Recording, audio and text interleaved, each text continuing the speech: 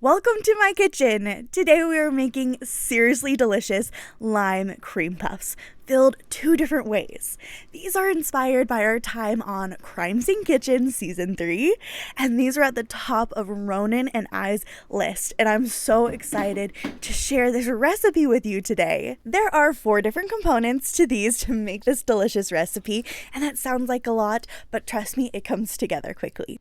Beginning with that bright lime curd in a saucepan, combine sugar, egg yolks, lime juice, and zest.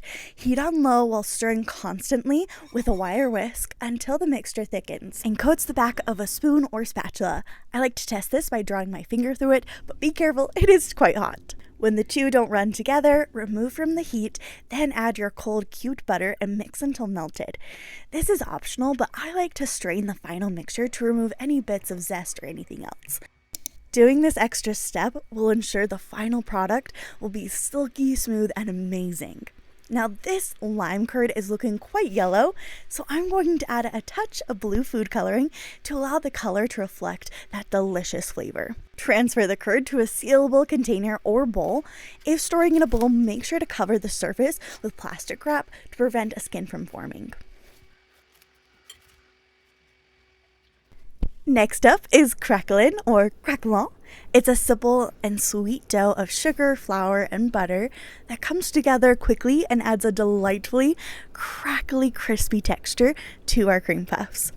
I colored mine green for these, but you can make yours any color you like. Once the dough is formed, place in between 2 pieces of parchment paper and roll it out. Once it's all even, place in the fridge to chill.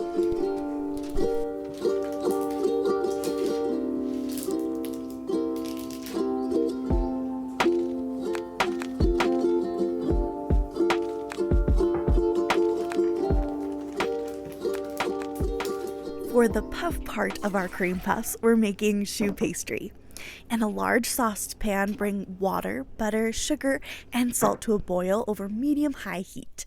When it boils, immediately take the pan off the heat and add in all your flour at once and stir hard with a wooden spoon until all the flour is incorporated. We want to cook that flour a little bit, so bring it back to the heat and allow it to heat, stirring continuously for about a minute.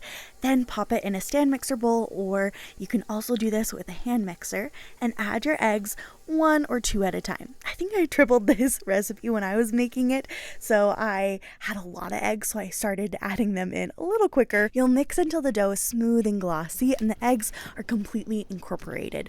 The dough should be thick, but fall slowly and steadily from the beater when lifted out of the bowl. You'll want that V that shows that it is the right texture. Now we're going to pop that dough into a piping bag and pipe our cream puffs. I'm going to demonstrate for you 2 different ways.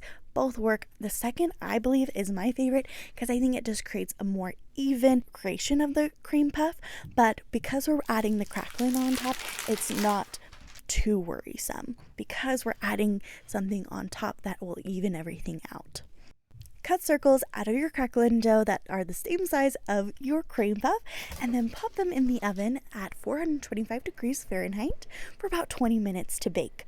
While they're baking, we're going to make our fillings. We're taking that lime curd and folding it in with some stabilized whipped cream. This creates a diplomat cream that is so good because that lime curd is so punchy and bright.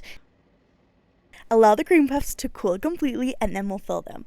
Like I said earlier, these are inspired by the ones we made on Crime Scene Kitchen Season 3. These actually won us safety, which was super exciting. So we are making the first ones that we made on the show. We filled them with that diplomat cream, but the ones that came out of the confectionator were halved, filled with a stabilized whipped cream, and then in the center they filled it with that lime curd.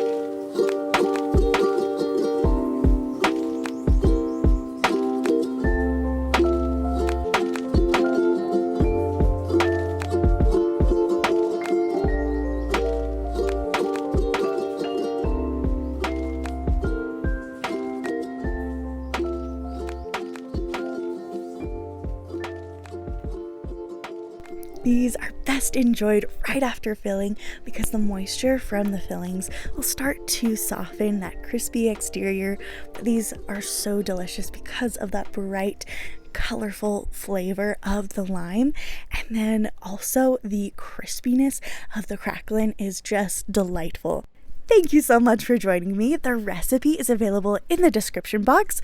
Please like, comment, and subscribe. Let us know what we should make next, and I can't wait to see you in the next one. Bye-bye!